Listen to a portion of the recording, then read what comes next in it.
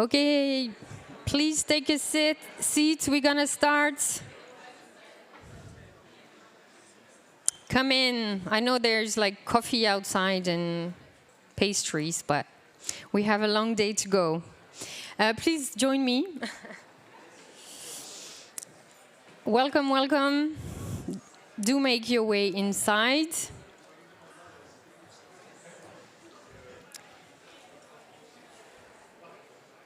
I'll give it one more minute.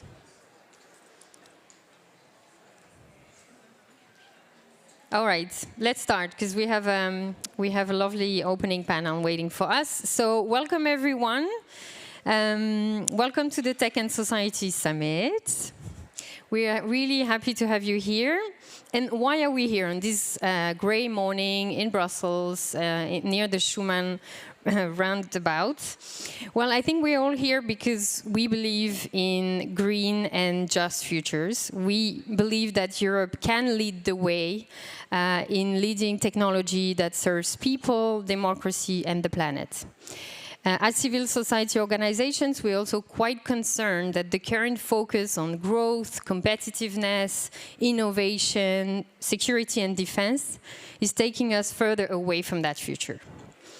So with this goal in mind, my organization, EDRi, European Digital Rights, and our 50-member organizations decided to reach out to other civil society groups, and we're wondering, what can we do to bring that vision to the attention of decision makers and media right here in the beginning of this European mandate? What can we do to convene in our own terms?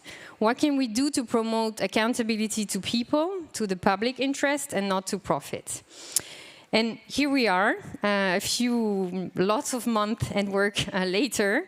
It was really lovely building this program together. I really hope you enjoy the day. And for me, 4 principles have stand out while working on this program. The first one is that there's a clear denouncing big tech lobbying, only promoting their own profits here in Brussels and in many of our European capitals. The second is that there's a clear rejection of far-right policies that are promoting violence and exclusions. And it must be said because it's influencing a lot of how we see technology embedded in society.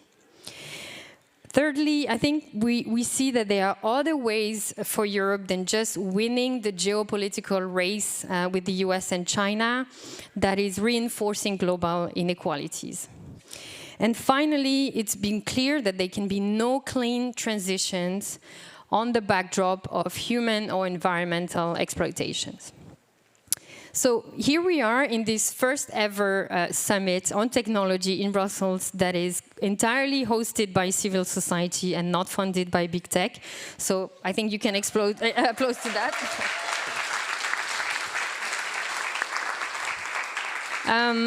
It's been an absolute pleasure and privilege in working with 41 partners, and I'm going to thank some of them later. And here we have 3 colleagues out of this partners organization. I'm going to give the floor in a minute, but it's been really great to work across silos and across geographies, just in centering that vision of technologies for the public interest with a simple demand: listen to civil society and act in the public interest. So thank you very much. I'm going to give, I think, the floor to Patricia first. Thank you so much, Claire. Good morning, everybody. Welcome again. It's really nice to see so many showing up this morning. Indeed, the questions around the interconnections between technology, society, and the environment have probably never been more urgent than today.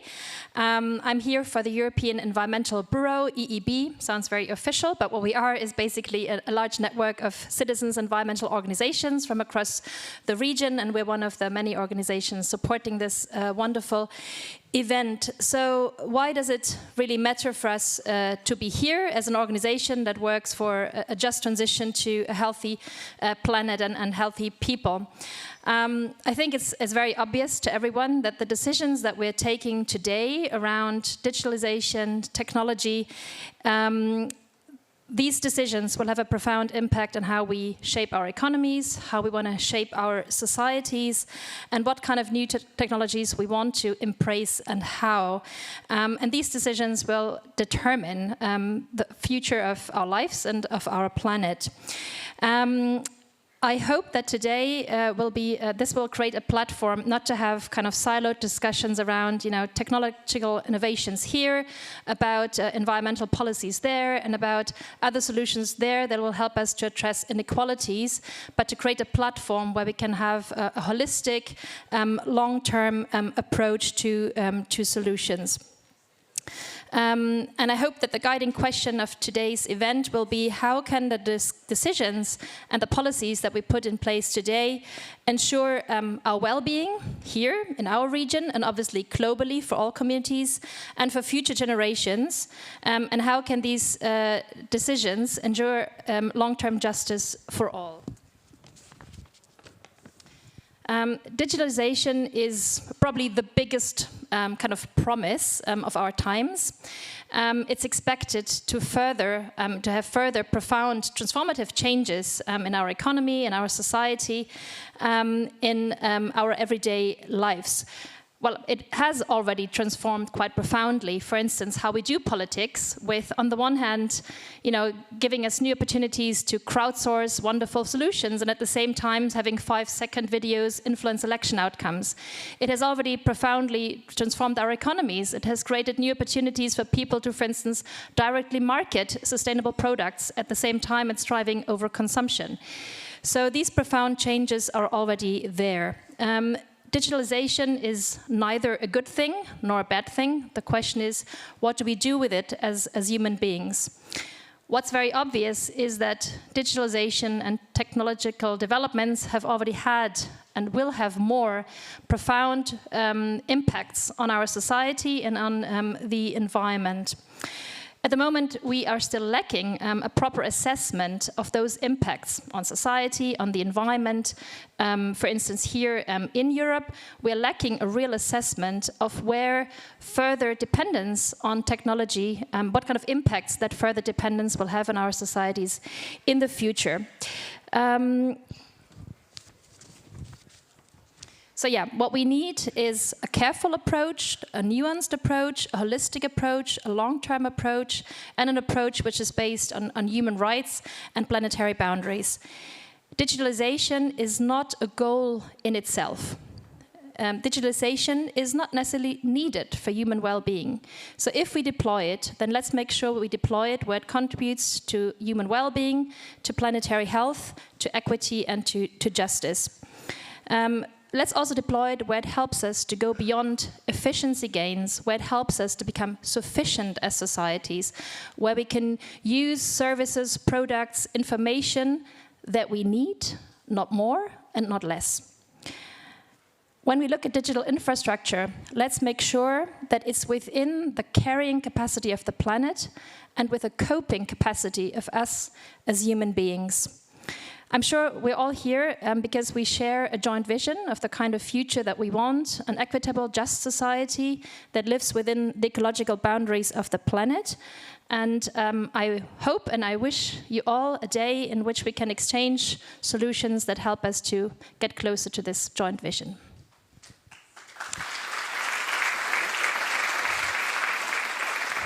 And I'll hand over to Augustin from BEUC. Super. Thank you very much, Patricia. Thank you, Claire, also for putting together such a fascinating event. On behalf of BEUC, I'm really excited to be part of this conversation. This also shows that civil society is united. We have a common vision. We have common goals. And it becomes more important than ever that we are all together. And the reason for this is that we are living extremely challenging times. Politically speaking, geopolitically speaking, we see more division and polarization in our society.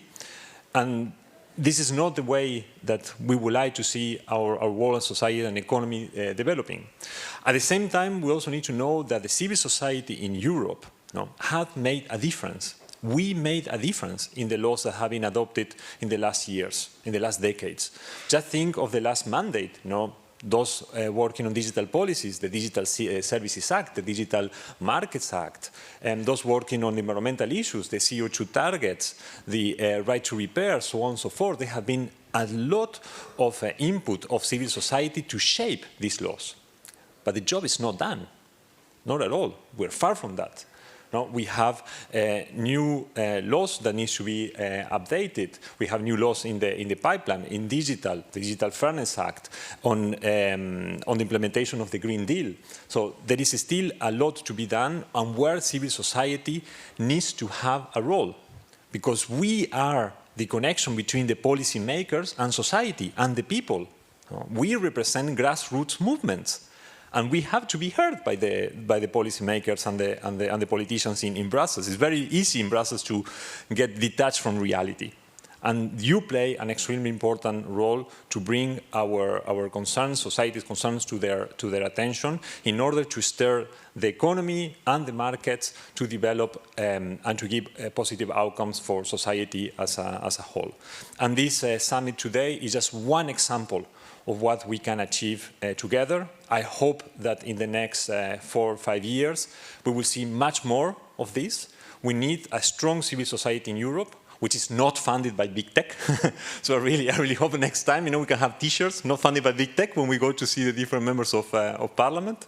But no, jokes aside, the reality is that we have an independent movement here, and we need to keep it like that. And I really hope that we can continue moving together in order to develop more fair and open societies for everyone. Thank you very much also on behalf of BEUC.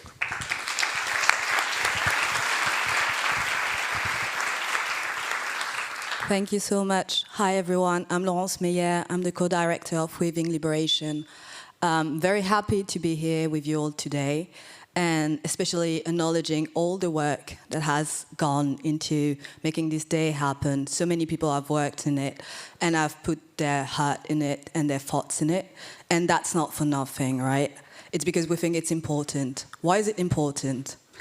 I think it has been said already. Urgency. We're talking about environmental urgency. We're talking about human rights urgency. And while a lot of us here in this room understand the urgency of the moment, we are also living in a moment of confusion where our compass seems to have been lost. We are living in a moment where human rights are seen as actually conflictual positions. We are living in a moment where when the ICG says something, it can stay unnoticed. We are living in a moment where a lot of big tech power is actually empowered by militarization, by war crimes at our borders, near our borders, and through and with the help of the European Union's legislation. As it has been said, the civil society has been playing a key role in challenging the status quo. We have won, sometimes. We have won, but not enough, right? I think if we had won enough, we will all be out of jobs, and we will be happy to be out of jobs. Yeah. Oh, hopefully. So the question here is, what is missing? And I think we all are here to try and figure out what is missing. How do we win? How do we find our compass back? How do we make it a normal way of living, that human rights are actually for everyone, everywhere? And that European garden cannot be built on other people's exploitation. How do we do that? The answer of that is justice, right? Justice. What is justice? We talk about it a lot. We claim it a lot. Everybody claims it sometimes. What we mean by justice, to be clear, is equal access to resources everywhere. And that demands fundamental changes. And you will hear the visions for those fundamental changes throughout the day. When we talk about digital rights and austerity, fundamental changes are needed. When we talk about environmental justice and digitalization, fundamental changes are needed. When we talk about policing and digital policing, fundamental changes are needed. We have the power to do it. We've done it before. Fundamental changes have happened. We can do it. And for that to be done, we need movements. We need powerful movements. Movements are made of civil society organizations, of journalists that do their work, even when their work is not actually pleasant for the powerful. People on the ground that can join campaign. We need grassroots organizations that are well-resourced. That's one of the roles that Weaving Liberation aims to do. It comes out of process. That was the Decolonizing Digital Rights Field in Europe process, very long title. A lot of people in this room have worked on it. And it was actually about how do we change the rules of the game so that the people most impacted by digital harms are also the one leading the fight. I think that's a call that we can all join forces on. And so Weaving Liberation is about resourcing the work at the intersection of tech and justice in Europe that is actually emboldening grassroots organizations to take their power back. How do we do that? And so I think today you will hear a lot of answers, but please stay with the question, how do we make the change we need to make for this world to actually look like something we can be proud of and not ashamed of every morning when we wake up? Let's do this.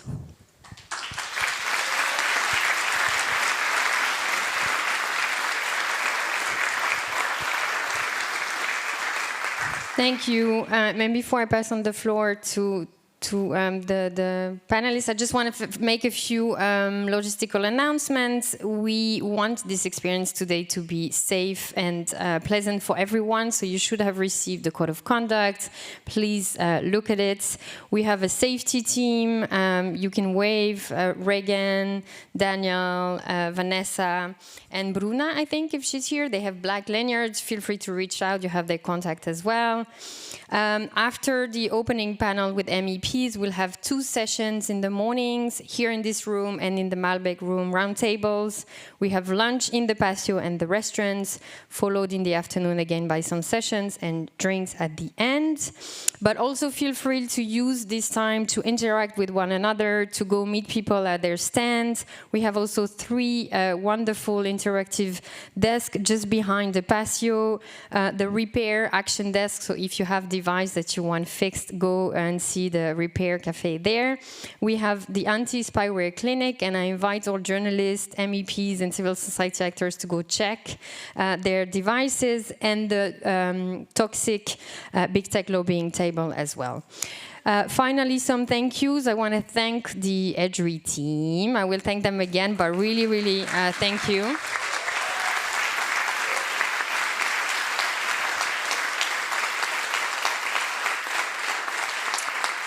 Thank you for this wonderful month also with partners in building these programs together. Thank you to EDRi funders, and especially funders who funded particularly these events. I'm not going to name them all, but you will be named in the communication because we don't have time. And thank you for joining today. Enjoy the day. I will pass on to Clotilde.